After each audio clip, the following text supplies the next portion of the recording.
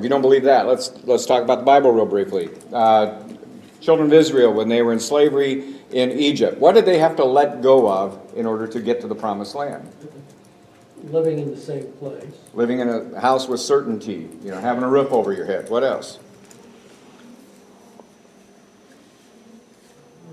Food. You guys read the Food. Bible here, don't you? Food. Huh? The food. The food, regular food, right? Being able to count on a meal. What else? Water. Water. All those things, they had to let go of their home, they had to let go of their culture that they knew, they had to let go of a lot of stuff. Certainty. Their certainty, even though it was bad, it was certainty that they knew how each day was going to go. So they had to let go of that in order to get to the promised land. And I just kind of have this image, when they're running across the Red Sea, and Pharaoh's army is chasing them, that people are getting, they brought carts and trying to haul stuff. I bet they were dumping that stuff off like crazy to get to the promised land. In fact, there were times they wanted to go back, as you recall in the story. And there wasn't any going back. So it was about letting go for them to have a new life. Abraham and Sarah, what did they have to let go of? Their homeland, their family, all those kinds of things. Otherwise, they would not have been father and mother of a great new nation. They had to let go in order to become something new. Jesus, what did he have to let go of? Mother, family. His very life, yeah. There would be no resurrection without a crucifixion. He had to let go of his life, but he let go of his family, he let go of his homeland, he let go of the family business, let go of a lot of things in order to become the person that we worship today. Let's think about the rich young ruler. Remember the story? The rich young ruler comes to Jesus and asks, what do I have to do in order to have eternal life? What does Jesus say to him? Let go. Let go. And could he do it? No. And his life wasn't transformed. So why excuse my French, but why in the hell do we think the church doesn't have to let go of anything in order to become something new? Instead we keep piling layer after layer after layer of tradition and things on to the point where people won't let us make any changes any longer. So one of my favorite things was when I was a new church pastor for 17 and a half years. And in the congregation I was serving in Seattle, when we finally moved, it took us 9 years to get into a building. We finally got into the building, and the third Sunday I recognized that everybody was sitting in the same spot. And you know what I did? I moved the chairs around so they couldn't do that anymore. And then the next week I moved the aisle again so it would be in a different place, just to kind of keep them on the edge, because we want to get settled. The church is like a big rubber band. You can stretch it a little bit, but it just wants to go right back to where it was all the time. And so stretching it becomes kind of a difficult part. So the transformational process, if we're going to do that for a region, is we have to think about what it is we're going to let go of in order to become something new. And we don't just do it sitting in a meeting one day and say, well, let's stop doing that. That's no fun. Let's stop doing that. We have to organize ourselves around some conversation, deep conversations, in order to get to that point. So what we do is we name our condition up here. You name your condition, and you don't judge it. You don't evaluate it. You don't say it's bad or anything like that. You name what it is. You suspend judgment on that, and then you begin to reorient yourself about what it is we think we need to be, and to remind ourselves about what is basically a part of it. So, for example, organ music in the church is one of my favorites. There are churches that just have knockdown, drag-out fights over organ music. Am I right? Mm-hmm. And there are people in the world that think that unless the organ is played in worship, it's not really a worship service. Now, I'd like to get a Christmas card from everybody, but I am a classical trained organist. I played organ in college. I tuned pipe organs. I'm a nut. If you look at my iPod, I've got Bach on there. I love organ music, still love it, but I also realize that there's not a big line of people at Best Buy buying organ music. It's just not the medium of today. Do you know where Christians first heard organ music? Anybody want to guess? Taverns. Somebody always says that. I don't know where that is. No, they heard organ music in the Colosseum in Rome when they were being fed to the lions. The organ got its start in Rome. It was called the hydrolois. It was used water for water pressure in order to provide the air pressure for bellows. And it worked really, really well. In fact, I created a model of that when I was in graduate school. But the thing about it is that it really didn't become a liturgical instrument until the Middle Ages. And the reason it became a liturgical instrument was because it was the only instrument known to humankind at the time that was loud enough to fill up a cathedral.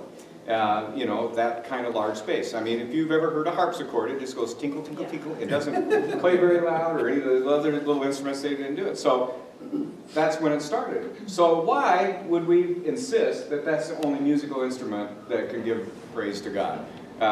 Why would we insist on that, knowing its history, that it was played for our ancestors when they were being eaten alive? So anyhow, we name our conditions. This is the letting go function here. And so we just name, and then we pause. And the pause is coming later for us in this process. The pause is where you start to do dreaming, where you begin to imagine what a new future could look like and how we can get there, and some of that stuff. And it deals mostly with our why, and I'll explain that in a moment.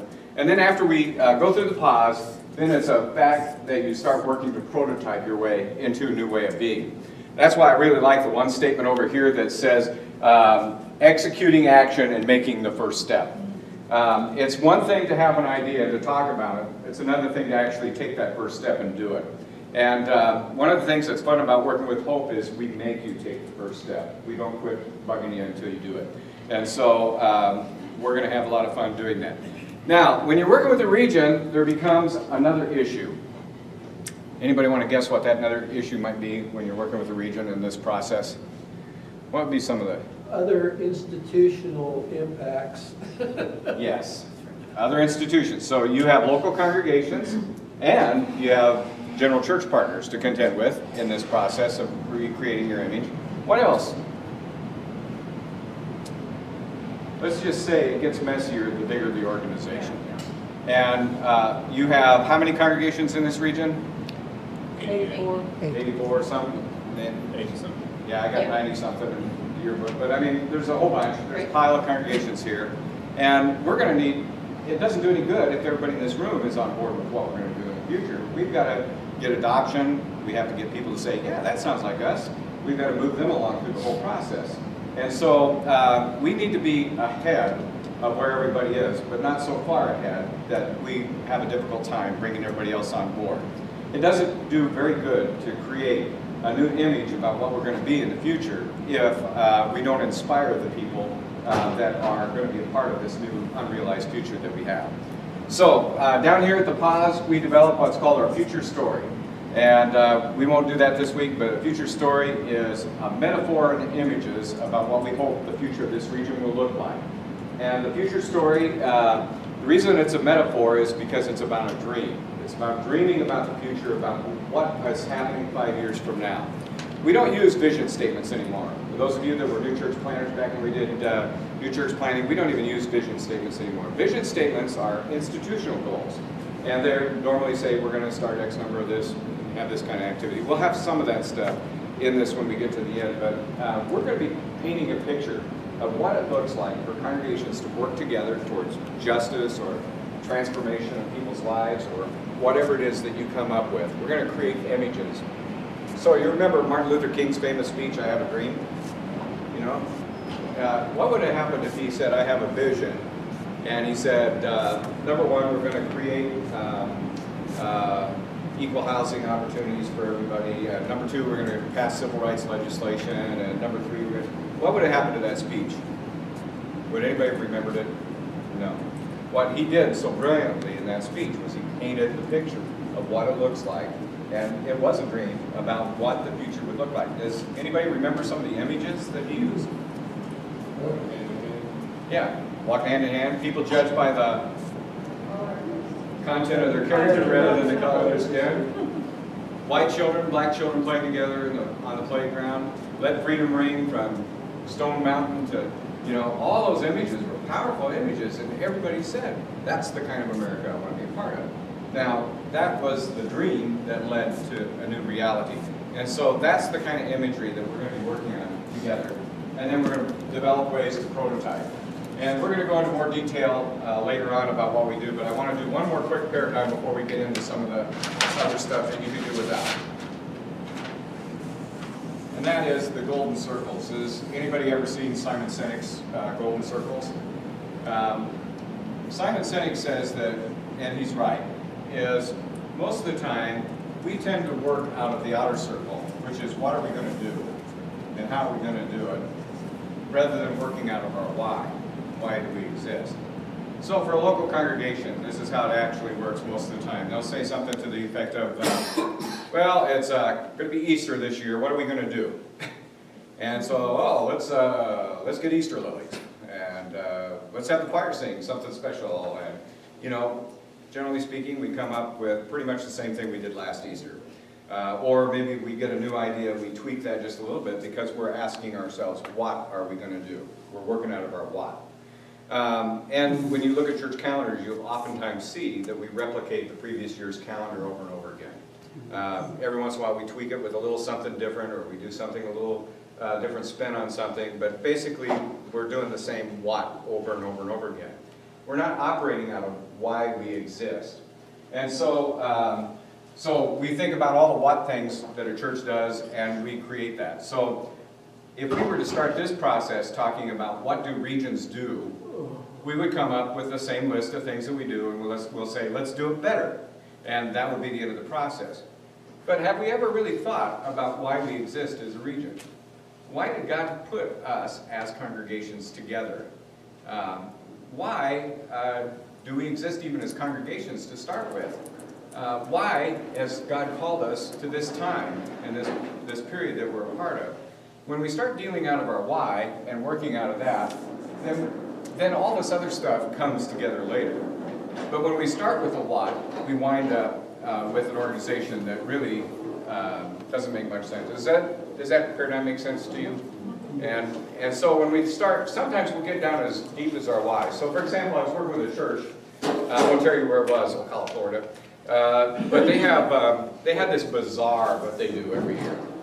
And so, and there's a couple ladies that are in charge of it, they're just Nazis about the whole thing. I mean, they're just really, everybody's got to get in line, we got to get this done. And they spend time on the phone call shaming women into making little doilies and knitting stuff for this thing. And these women are busy women, they're professionals, you know, they got other things going, but this is a women's bazaar. And they've been running this thing for 13 years. It makes about $3,000 for the church. It's the biggest darn deal for them. And so we were working with the congregation, and you know, a lot of the women in the group that we were in, they were saying, you know what, I am really sick and tired of this thing. It is such an imposition on my time, and I'd rather just give the church $3,000 and go through all this Mickey Mouse stuff, and then we have to sit there for 3 days and sell stuff. And then we would have an appreciative inquiry session with the congregation, and the ladies that were in charge of the bazaar said, we asked a question, what would be the one thing your community would miss the most if your church was to close tomorrow? Both of these ladies, they said, the bazaar! They would miss the bazaar! And I'm saying, really? And finally the people kind of got down to it. They said, you know what, we really wouldn't miss the bazaar. So we asked the question, why do we do the bazaar? And the answer was, to make money for the church. Well, is that really what Jesus gave his life for? Let's think about this for a minute. How does anybody's life become transformed as a result of doing the bazaar? How do we make a difference in the world in which we're a part of when we think about it? So the why, when we get down to the why, that helps us really be clear, gain clarity about why we exist and the direction that we're going to go. So real quickly, I want to take 15 minutes and run real quickly through some metrics of the region, just so that you understand a little bit about your condition